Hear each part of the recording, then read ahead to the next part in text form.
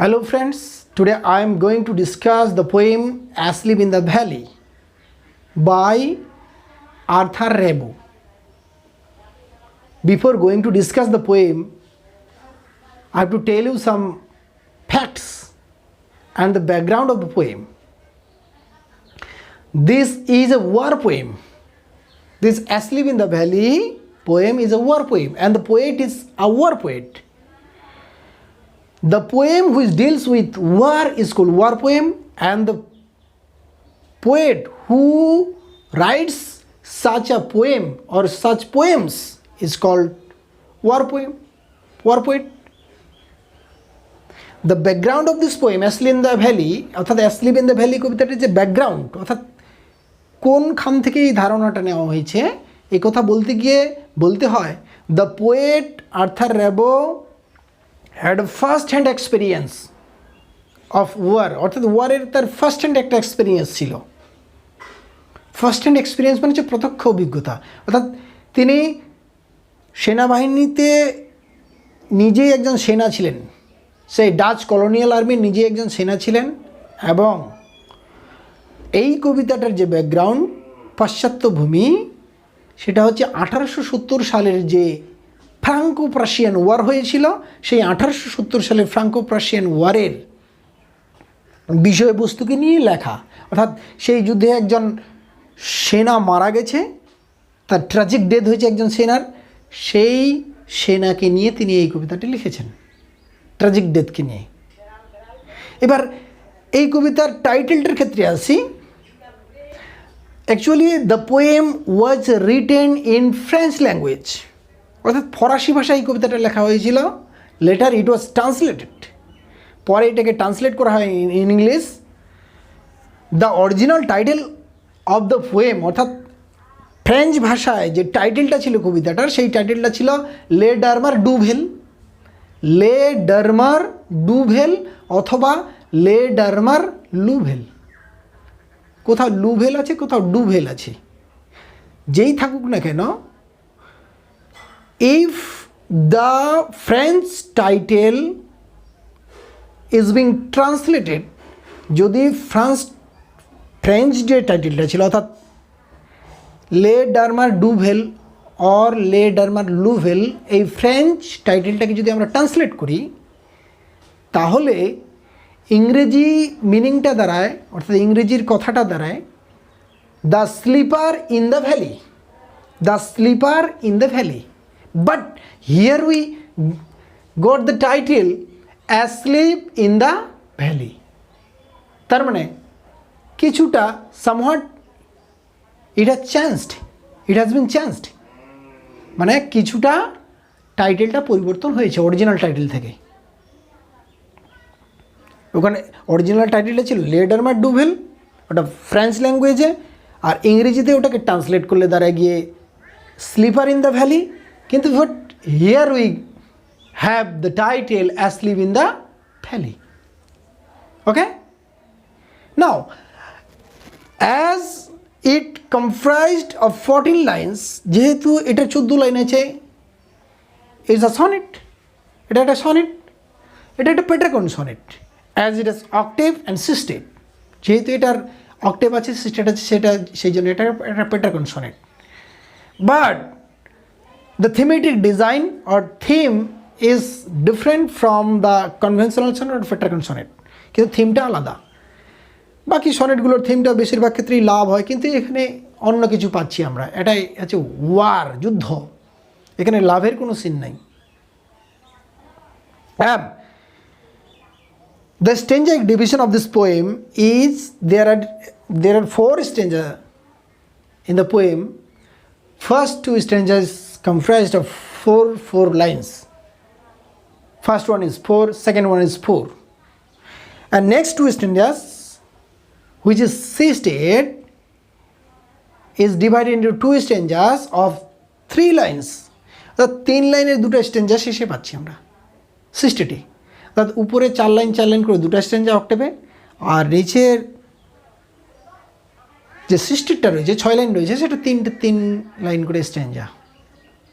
তাহলে we have total 4 stanzas in this poem. Now the poem অর্থাৎ এই কবিতাটা অ্যাকচুয়ালি একটা হচ্ছে লিরিক্যাল পোয়েম আর লিরিক। এবার লিরিকের বাংলা মিনিংটা হচ্ছে গীতি কবিতা।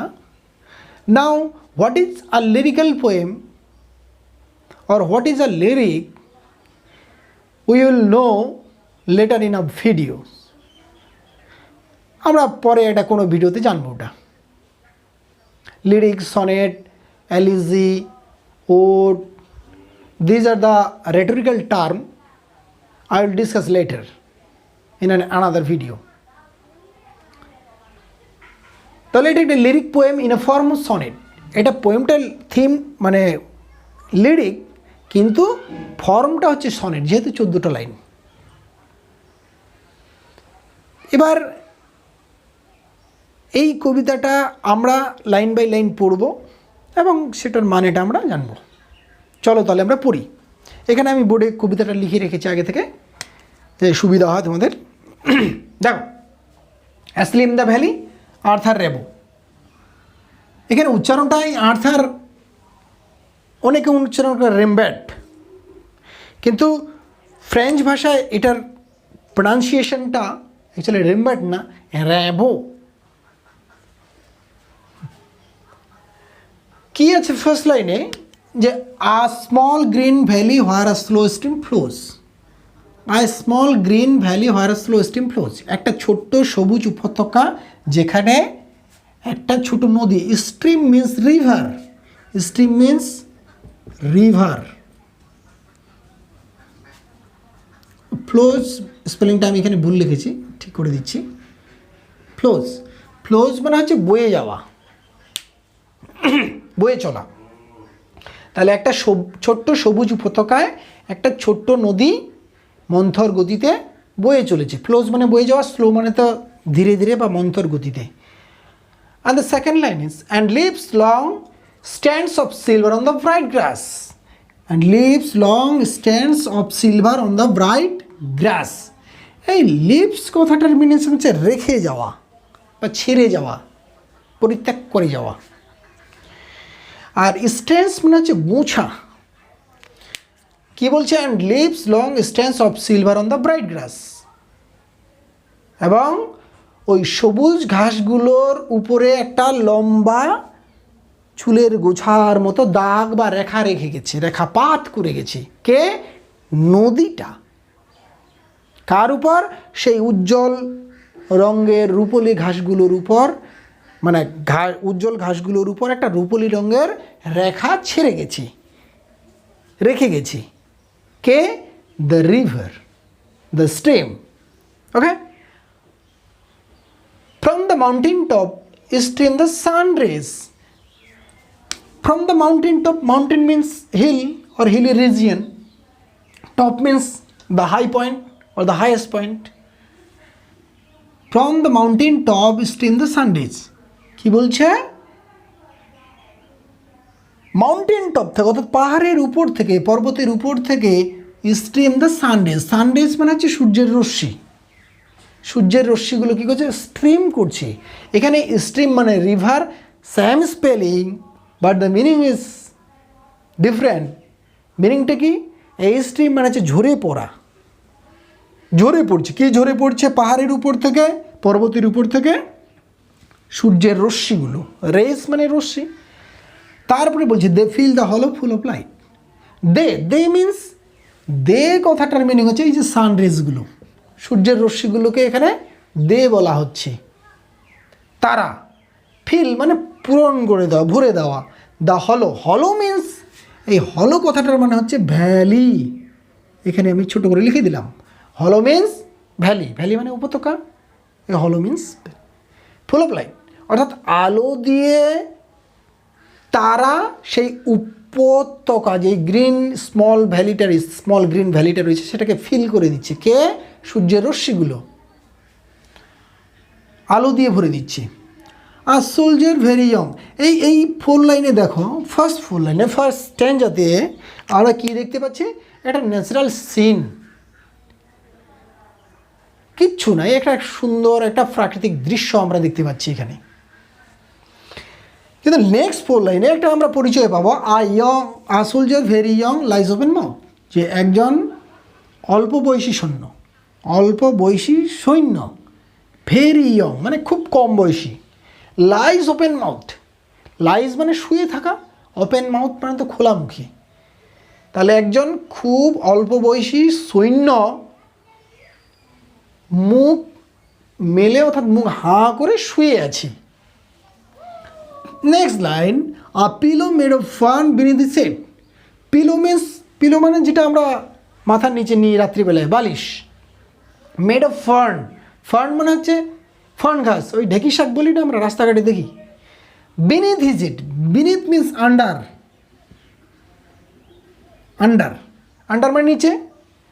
তাহলে a pillow made of fern beneath his head, অর্থাৎ তার মাথার নিচে একটা পিলো রয়েছে। কিসের পিলোটা, কিসের তৈরি? ফার্ন ঘাসের। This is very important, this line is very important. A pillow made of fern beneath his head, অর্থাৎ তার মাথার নিচে কি রয়েছে? একটা বালিশ রয়েছে, ফার্ন ঘাসের বালিশ। মাথাটা কোথায় রয়েছে? ফার্ন ঘাসের উপরে, অর্থাৎ ফার্ন ঘাসের বালিশের উপরে। অ্যাসলিপ, কি করছে? ঘুমোচ্ছে, ঘুমন্ত অবস্থায় রয়েছে। কে? সেই সৈন্যটা। তারপরে বলছে স্টেজ ইন দ্য হেভি আন্ডারগ্রোথ। এবার স্টেজ মানে তো ছড়িয়ে থাকা, প্রসারিত হয়ে থাকা। এবার কে প্রসারিত হয়েছে? In the heavy undergrowth. Undergrowth means bushes and plants, মানে ঝোপঝাড়। হেভি মানে ঘন, ঠিক। তার মানে কি, সৈন্যটার যে বডিটা রয়েছে, শরীরটা রয়েছে, সেটা ছড়িয়ে রয়েছে কোথায়? সেই বুশেস অ্যান্ড প্লান্টসের উপরে, অর্থাৎ ঘন ঝোপঝাড়ের উপরে সৈন্যটার বডিটা ছড়িয়ে রয়েছে। তাহলে মাথাটা থাকলো ফার্ন ঘাসের উপরে, আর বডিটা থাকলো ঝোপঝাড়ের উপরে ছড়িয়ে। পেল মানে বিবর্ণ হয়ে যাওয়া। এবার বিবর্ণ হয়ে যাওয়া কথাটা পরে আবার আলোচনা করব। In his warm green sunsoaked bed, বলছে পেল মানে বিবর্ণ হয়ে থাকা, ফ্যাকাশে হয়ে থাকে। কোথায় ফ্যাকাশে হয়ে রয়েছে সৈন্যটা? ওয়ার্ম গ্রিন সানসোকড বেড, এটা উষ্ণ সবুজ এবং সানসোকড মানে রোদ মাখা বিছানায় সে বিবর্ণ হয়ে পড়ে রয়েছে, শুয়ে রয়েছে। কে? সৈন্যটা। এবার দেখো এখানে এটা উল্টো কথা বলছে, বা কথাটা কন্ট্রাডিক্ট করছে। কি কন্ট্রাডিকশনটা এখানে? যে বিছানাটা এত সুন্দর, যে ওয়ার্ম উষ্ণ আছে, গ্রিন আছে, সানসোকড আছে, রোদমাখা আছে, এত সুন্দর একটা বিছানা, অথচ সৈন্যটা কি? পেল হয়ে রয়েছে। এবার his fit among the flowers he slips, তার পাগুলো মানে কার পাগুলো? ওই সৈন্যটার পাগুলো কোথায় রয়েছে? অ্যামাং দ্য ফ্লাওয়ার্স, ফুলের উপরে। সৈন্যটার পাগুলো কোথায় রয়েছে? ফুলের উপরে। তাহলে তিনটে পার্ট আমরা বডিটার পেলাম, একটা হেড, এটা হচ্ছে বডি, আর এটা হচ্ছে ফিট। তিনটা জিনিস তিন জায়গায় রয়েছে। মাথাটা রয়েছে ফার্ন গাছের উপরে, বডিটা রয়েছে ঝোপঝাড়ের উপরে, আর ফিটগুলো রয়েছে ফ্লাওয়ার্সের উপরে। হি স্লিপস, কবি এখনও বলছে যে সে ঘুমোচ্ছে। হিজ স্মাইল মানে হচ্ছে হাসি, মুখের মৃদু হাসিটাকে স্মাইল বলে। ইজ লাইক অ্যান ইনফ্যান্টস, যে তার হাসিটা, তার মানে ওই সৈন্যটার, ওই অল্প বয়সী সৈন্যটা যেটা শুয়ে আছে, তার হাসিটা কেমন? ইনফ্যান্টসের হাসি, একটা শিশুর হাসির মতো তার হাসিটা। ইনফ্যান্টস মানে হচ্ছে 0 to 2 years or 3 years old চাইল্ডগুলোকে বলা হয় ইনফ্যান্টস। তাদের যে হাসিটা, সেই হাসির সঙ্গে তুলনা করেছে সৈন্যের হাসিটাকে। জেন্টেল উইদাউট গাইল মানে পিওর অ্যান্ড ইনোসেন্ট, মানে খুব সুন্দর মনোরম নিষ্পাপ হাসি, gentle without guile. Nature keep him warm he may catch cold. এইখানে কবি আবার বলছে, ওহে প্রকৃতি, নেচার কিপ হিম ওয়ার্ম, ওকে তুমি উষ্ণ রেখো। সৈন্যটাকে মানে নেচারের কাছে আবেদন করছে, আপিল করছে কবি, কি বলছে যে ওহে প্রকৃতি তাকে ওয়ার্ম রেখো, তাকে উষ্ণ রেখো, মানে ওই সেনাটা যে শুয়ে রয়েছে তাকে উষ্ণ রাখতে বলছে। হিমে ক্যাচ কোল্ড, আর না হলে কী হয়ে যাবে, তার ঠান্ডা লেগে যাবে, সর্দি লেগে যাবে। And the next line is the humming insects don't disturb his rest. যে হামিং ইনসেক্টস যে রয়েছে, হামিং ইনসেক্টস মানে কি, গুঞ্জনরত পতঙ্গ। ইনসেক্টস মানে জানি, এবার হামিং মানে গুনগুন করা, buzzing. The humming insects don't disturb his rest. গুঞ্জনরত পতঙ্গগুলো তার ঘুমের কিন্তু ব্যাঘাত ঘটাতে, তার বিশ্রামের কোনো ব্যাঘাত ঘটাতে পারছে না বা ঘটাচ্ছে না। এই কথাটাও আমাদের একটা হিন্ট দিল পোয়েট একটা হিন্ট দিল আমাদেরকে। কি হিন্ট দিল পরে বলবো। He sleeps in the sunlight one hand on his breast. সে কী করছে, সানলাইটে ঘুমোচ্ছে। সানলাইট মানে সূর্যালোকে, রোদে, সে রোদে ঘুমোচ্ছে। কে, সৈন্যটা। One hand on his breast, তার একটা হাত কি রয়েছে, বুকের উপরে রয়েছে। কার, সেই সেনাটার। অ্যাট পিস বলে শান্তিতে। In his side there are two red holes. In his side there are two red holes. তার পাশে, সৈন্যটার পাশে কি রয়েছে, দুটো লাল রঙের গর্ত রয়েছে। এবার এই শেষ মুহূর্তে আমাদেরকে কবি একটু স্পষ্ট করে দিল তার ইঙ্গিতটা। এটা গেল কবিতা আমাদের। এখানে কিছু ইঙ্গিতবাহী শব্দ রয়েছে, যেমন পেল রয়েছে, তারপরে nature keep him warm, he may catch cold, the humming insect don't disturb his rest. আর শেষ পর্যন্ত আমাদের কাছে আরও স্পষ্ট করে দিল in his side there are two red holes, যে তার পাশে দুটো লাল রঙের গর্ত রয়েছে। এবার পেল মানে তখন বললাম আমি যে পেল এত সুন্দর একটা বিছানা থাকতেও তার চেহারাটা বিবর্ণ, তার মানে এটা একটা আমাদের খটকা লাগছে কোথাও। তার মানে এটার দ্বারা কবি কিছু বোঝাতে চাইছেন, যদিও আমরা বুঝতে পারছি না। পরবর্তীকালে প্রকৃতির কাছে আবার আবেদন করছে যে ওহে প্রকৃতি, ওই সৈন্যটাকে কী করো, উষ্ণ রেখো। যে সে যদি জীবিত থাকে, এত একটা সুন্দর বিছানা রয়েছে, তাকে আবার উষ্ণ রাখার কী হলো, সে রোদে শুয়ে আছে, সে তো এমনিই উষ্ণ থাকবে।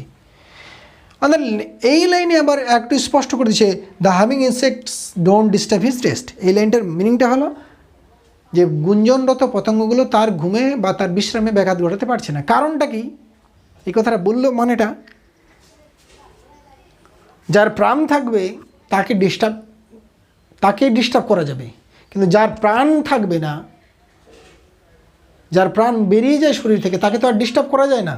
এই কথাটা তার অনেকটা ইঙ্গিত তাই করছি।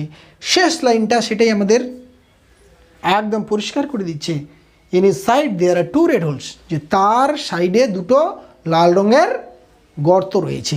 এই দুটো লাল রঙের গর্ত মানে হচ্ছে, this সিগনিফাইস or this suggests, this phrase suggests that the two wounds are nothing but the wounds of bullets। অর্থাৎ এই দুটো লাল রঙের গর্ত মানে হচ্ছে দুটো বুলেটের আঘাত, অর্থাৎ গুলির আঘাতের চিহ্ন।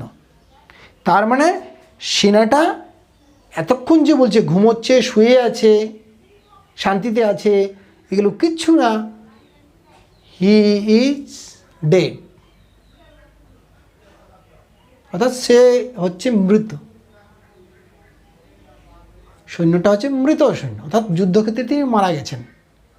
কবি খালি আমাদেরকে হেয়ালি দিয়ে বোঝাচ্ছেন। এবার এখানে পিস কথাটা একটা সিম্বলিক ওয়ার্ড। সিম্বলিক ওয়ার্ড মানে কি, যেটা প্রতীকী শব্দ, একটা কথা দিয়ে অন্য কিছু বোঝায়। এখানে পিস মানে ইটারনাল পিস, চিরন্তন শান্তি, চিরশান্তি। চিরশান্তি মানে কি, যাকে তুমি ডিস্টার্ব করতে পারবে না আর জীবনেও। কাকে ডিস্টার্ব করতে পারবো না, যে জীবিত সেই না ডিস্টার্ব হবে, কিন্তু যার জীবন নাই, যে মৃত, তার আর কি ডিস্টার্ব হবে। তো পিস কথাটা এখানে ইটারনাল পিস মানে চিরশান্তি, তার মানে এখানে ডেড কথাটাকে সাজেস্ট করছে, ডেড কথাটাকে বোঝাচ্ছে, মৃত কথাটাকে।